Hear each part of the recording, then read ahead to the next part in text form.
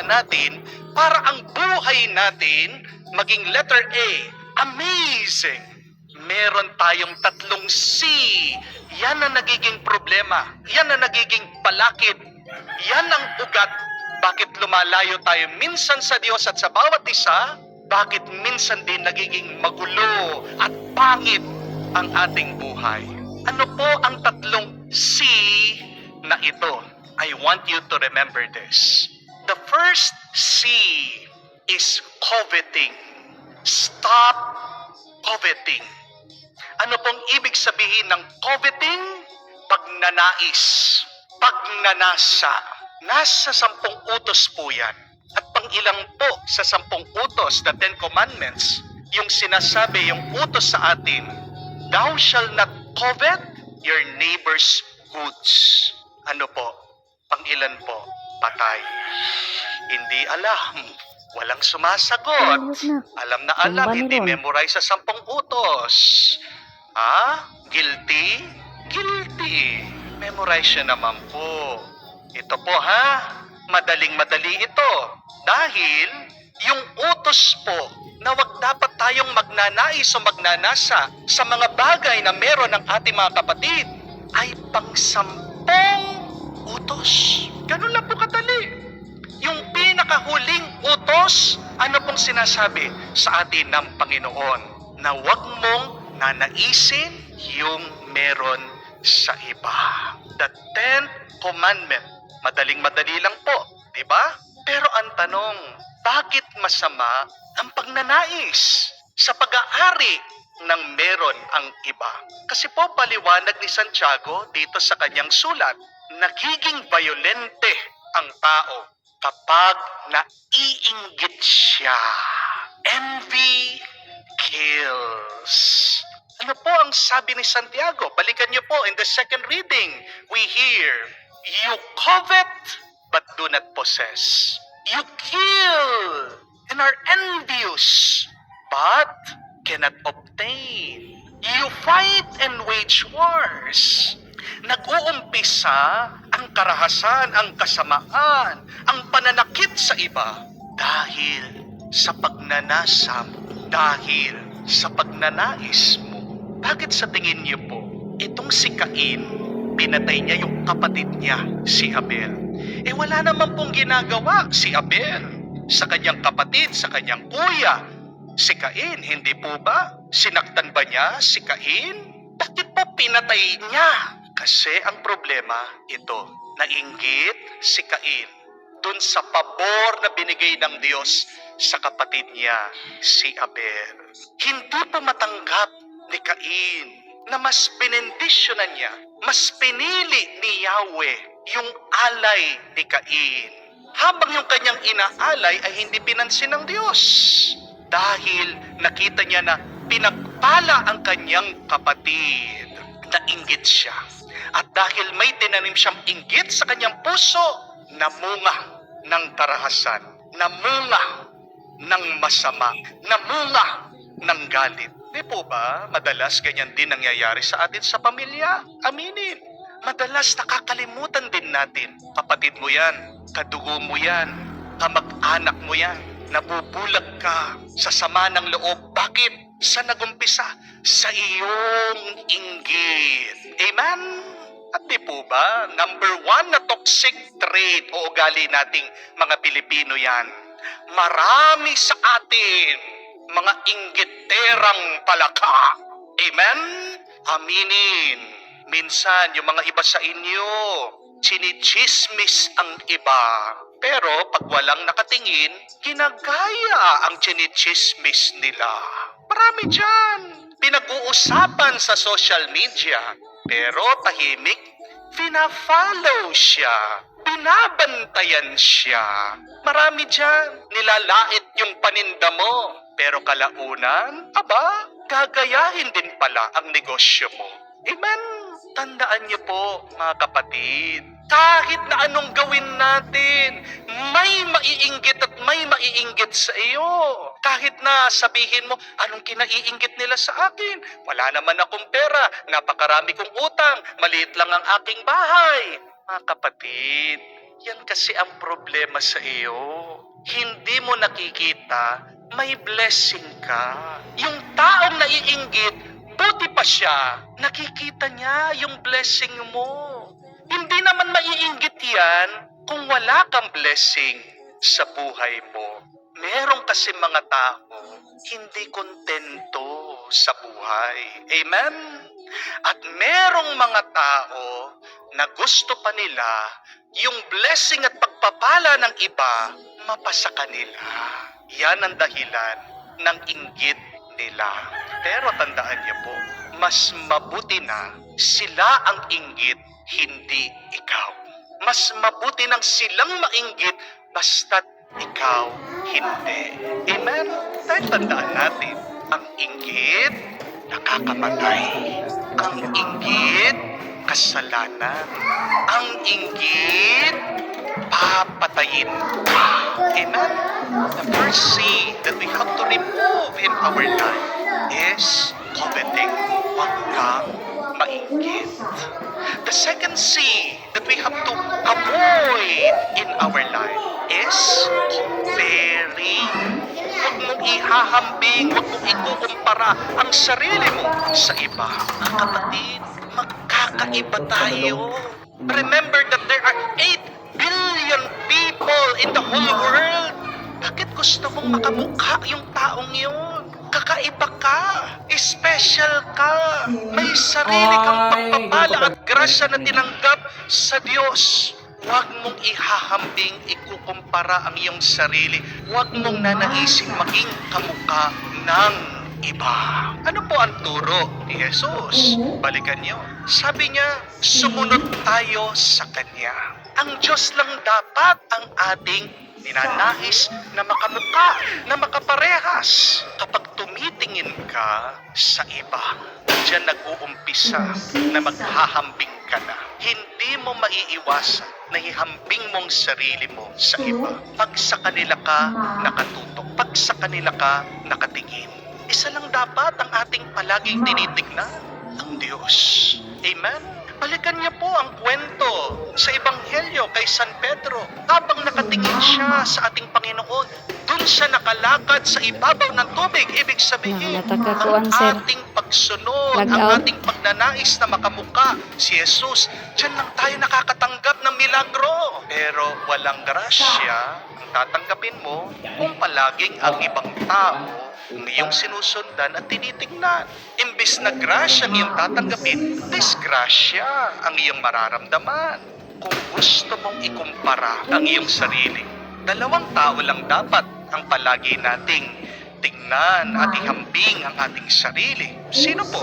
Unang-una ang Diyos. Pangalawa, ang iyong sarili. Only two people you should compare yourself every day. Remember this, to the Lord and to yourself yesterday in the past. Dapat araw-araw, tanong po natin ito sa ating sarili. Sabihin mo, tanong mo, nagiging kamukha ko ba, Diyos? Tanong mo, nagiging mas mabuti ba ako kung sino ako kahapon? Kasi sabi nga po ni San Pablo sa mga tao ng Corinto, examine yourself. Test yourself if you are in the faith every day. Kung hindi natin sinusuri ang ating sarili, diyan po tayo mawawala. Diyan po tayo mapapariwara. Diyan po tayo mapapasama. So, what should be our test, our question every day? Two comparisons. Compare yourself to the Lord. Am I becoming like Jesus? But second, compare yourself with who you were yesterday. Ask, am I becoming better today than yesterday? Ang dapat pong concern natin sa buhay ay kung tayo ba ay lumalago sa ating pagkatao. That should be our main concern. Our growth spiritually. If we are growing spiritually every day. And remember this, you will never grow if you keep on comparing yourself with other people. Hindi po kayo susulong, hindi po kayo lalago kung palagi nyo kinukumpara ang iyong sarili sa ibang tao. Understand, my dear friends, their blessing is not your blessing. Amen? Yung pagpapala ng ibang tao, sa kanila yun. Meron kang sariling pagpapala. Magpasalamat ka muna at manatili ka dyan. Tignan nyo nga po yung manok at yung maya. Ano po sa dalawa na ibon yung mas malaki? Siyempre yung manok, di po ba? Pero tanong ko po sa inyo, doon po sa manok at sa maya, sino po sa dalawang ibon na ito ang mas maganda na kumanta? Saan po dito sa dalawang ibon na ito mas magandang pinakikinggan yung kanilang awit, yung kanilang tinig? Di po ba yung maya? Kung pong yung maya, maliit lang yan. Kung may isip yan, nakikita niya yung manok, naiinggit siya. Kinukumpara niya yung sarili niya dun sa manok. Sinabi niya sa sarili niya, buti pa yung manok, ang laki-laki. Buti pa yung manok, ang laki ng kanyang itlog, ako ang liit-liit ko. Alam niyo po, kung nakakapag-isip ng gano'n yung maya, hindi na po siya kakanta. Tani Hindi kay po ba? Oo. Malaki nga yung manok, pero hindi teaching naman hours. maganda yung kanyang tinig.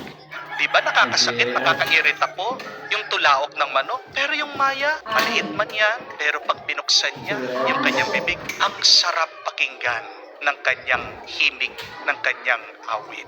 Ganyan kapatid, unawain niyo po, may sarili kang talento, may sarili kang galing, may sarili kang bendisyon na galing sa Diyos. Oo, hindi ka man mayaman, pero talino ka o matatalino yung inyong mga anak. Oo, sabihin mo, hindi perpekto ang iyong mga magulang. Palagi silang nag-aaway, mainitin ang kanilang ulo. Pero, marami siya kang mga kaibigan mga na mabubuti. Oo, sabihin mo, maliit ang bahay mo. Mahirap lang kayo. Pero, pagpasok mo sa bahay, nagmamahalan naman kayo. Kayong magpapamilya. Oo, sabihin mo may sakit ka, nahihirapan ka. Pero nagpasalamat ka na ba? Dahil nabibili mo pa rin ang iyong mga gamot. Dahil nakakakain ka. Dahil may nakakapagbantay sa'yo. Remember, my dear friends, do not compare your life with others. Because comparison is the thief of joy. Namamatay ang ating tuwa at galak pag hinahambing natin na kinukumpara ang ating sarili sa buhay ng ibang tao. Second C, remove this. Stop comparing yourself with other people. Amen? Third and last C, remove competing. Remove competing. Huwag ka makikipagpaligsahan, makikipag-unahan sa iba. Bakit? Dahil Ano ang may pantangtay mo wala diha? makikipagpaligsahan ay para sa mga talunan. Remember this, my dear friends. Competition is for losers. Sino po palit to sudan sa Talunan mamuing ba? yung pakikipagpaligsahan, pakikipag-unahan sa ibang tao. Pansinin niyo po, pag gusto mong higitan yung iba, ano yung nararamdaman niyo? Diba?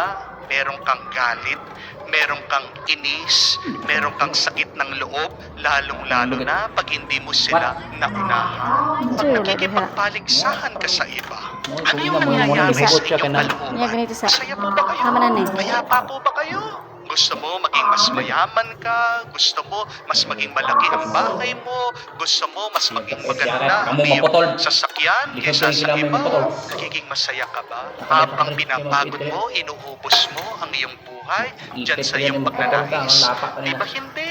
When you start competing with others, you are really the loser.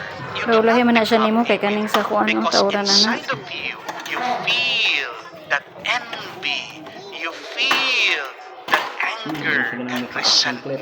Kaya nga po, sabi ni San Pablo, where there is selfish ambition, there is disorder and foul practices. Wala pong nananalo sa buhay na gumagawa Ba, ulahi man na kay mali at para ng ani, kasalanan. Dahil sa ambisyon mo, hindi malaya na ikaw ay magkakasala, na ikaw ay makakasakit sa iba. Amen. Isang kasalanan po yan na hindi natin napapansin. Balikan niyo po sa ating ebanghelyo.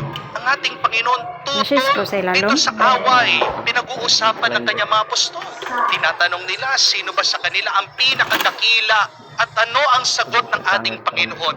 Gusto nyong maging dakila? Kailangan kayong magbaba. Gusto nyong manguna? Kailangan maging huli kayo at maging lingkod ng iba. Remember, always competing with other people will never make you happy. Meron pong isang napakagandang kwento tungkol po sa sikat na English rugby player. Hanapin niyo po sa Google. Ang pangalan po niya ay si Johnny Wilkinson. Nung pong bata pa lang siya, talagang pangarap na niya na pagdating ng araw, pagtanda niya, makakapaglaro daw po siya ng rugby sa World Championship. Alam niyo po, 24 years old, natupad na po niya yung kanyang pangarap. 24 years old siya, nakapaglaro po siya sa World Championship of Rugby. At ito pong si Johnny, siya po yung sumipa dun sa bola, kaya nanalo sila, kaya nag-champion sila. Pero kinabukasan, alam niyo po nangyari? Champion nga sila, mayaman siya, sikat siya, hindi daw po siya makatayo sa kama. Bakit? Di po ba dapat masaya siya? Pero ang naramdaman nitong champion, na-depress siya. Full of anxiety. Lungkot na lungkot siya. Ang tanong po niya, what's next? Anong susunod dito? Imagine that, nasa kanya ng lahat, nasa tuktok na siya, pero hindi pa rin siya masaya. Tingnan niyo po yun. Success and greatness does not equate happiness. Amen? Hindi po kasiguraduhan na pag naunahan mo lahat ng mga tao, ikaw ay parang nasa langit, nasa kalapaan. Maybe you would feel that momentarily, but that is not forever. Tingnan nyo nga po, itong si Doc Willie Ong, pagdasal po natin siya. Alam po natin ang kalagayan niya. Meron po siyang cancer. Pero pinapanood ko po yung kanyang video. Ano po sabi niya? Kahit daw po nangihina siya, kahit po kasakit ang kanyang nararamdaman, pinagpapatuloy po niya yung paggawa ng video. Pinakikinggan ko yung salita niya kasi mahalaga po ito salita ng isang taong malapit ng mamatay. Yan yung mga pinakamakahulugan na salita. Sinasabi niya, bandang huli, kaya ginagawa niya yung ginagawa niya kasi mahal niya ang mga Pilipino. Kasi mahal niya yung mga tao. Look at that. At the end, what is the most important for us? It is not money. It is not prestige. It is not riches. It is not the medals. It is not the recognition, the accolades. But it is love. Bandang huli, yan yung pinakamahalaga. Mga kapatid, tayo ay binigyan ng buhay ng Diyos dito sa mundo. Hindi para tayo ay makipag-unahan, makipagpaligsahan sa iba. Bakit tayo ginawa ng Diyos? Para mahalin tayo ng Diyos at para tayo ay magmahal sa iba. Baka po makalimutan po natin yon. You are alive not to compete, but you are alive so that God can love you, so that you can love other people and you can love God. So, pag kayo ay nakikipagpaligsahan, ang unang namamatay dyan, nawawalan pagmamahal sa akin. There should be no competition when you love. Remember, your mission in life is love. When you love, there should be no competition. Tatlong sin ang kailangan nating i-C-section sa ating buhay. Ibig sabihin ng C-section, i-cesarean. Pag nagsisesaryan, ibig sabihin, inuuksan ang tiyan, inuuksan, inaalis. Kaya po tayo dapat i-cesaryan sa ating buhay, sa iyong pagkagat. Tatlong C. Yung number one,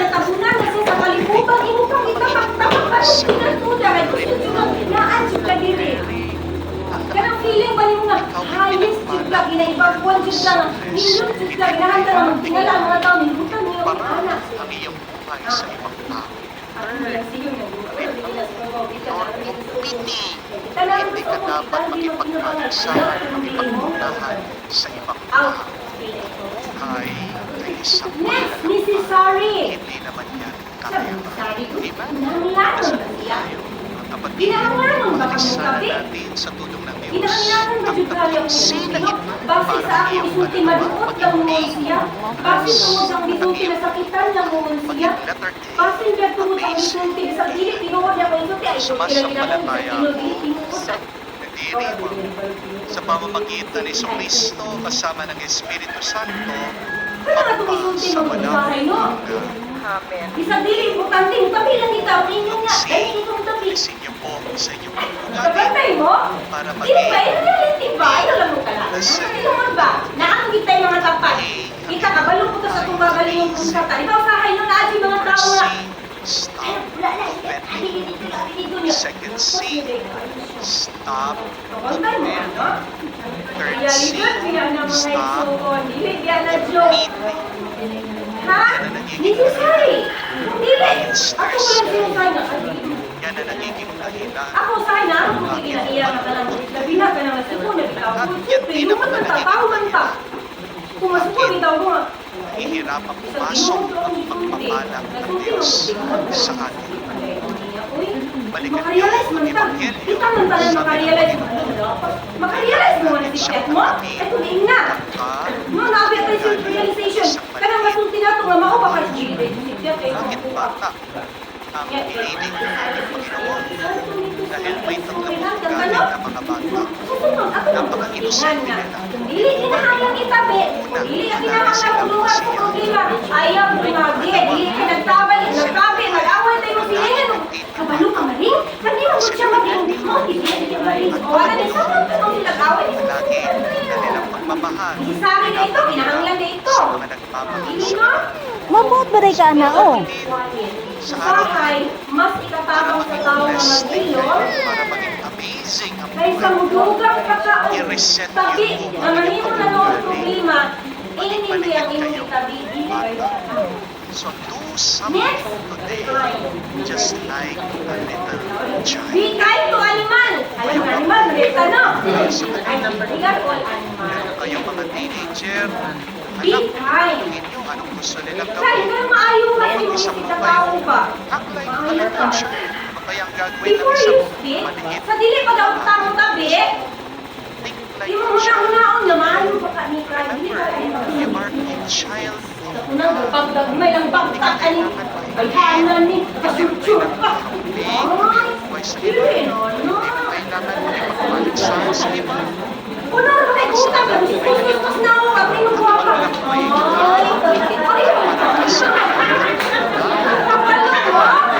Kaning kamot na dali sa gagkawa patungkol sa mga problema nga daghan kaayo. Uyok ka na. Pagkikisisi mo na yan ang wata inutang mo. Ayaw. Just like a little Di ba child. kita mo pilubayan? Di ko kabalo. Yung sila nila. Sige ako. Ayaw mo pala. May nga pala siya. Manapit mo. Abay sila, oh. Ngayon ay masasa ng Diyos na kapangyarihan sa ating ama ng anak ng Espiritu Santo. Ang ating misa ay natapos na. Tumayo kayo sa Sa kapayapaan ni Kristo. Daghang salamat.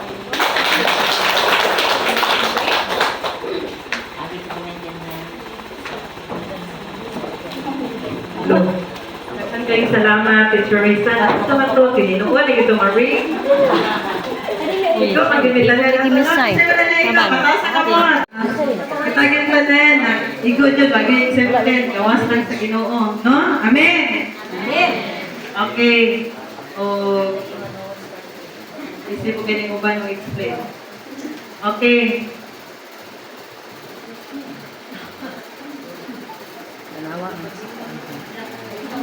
Karon, atong isunod ang ato ang research report sa walay lang.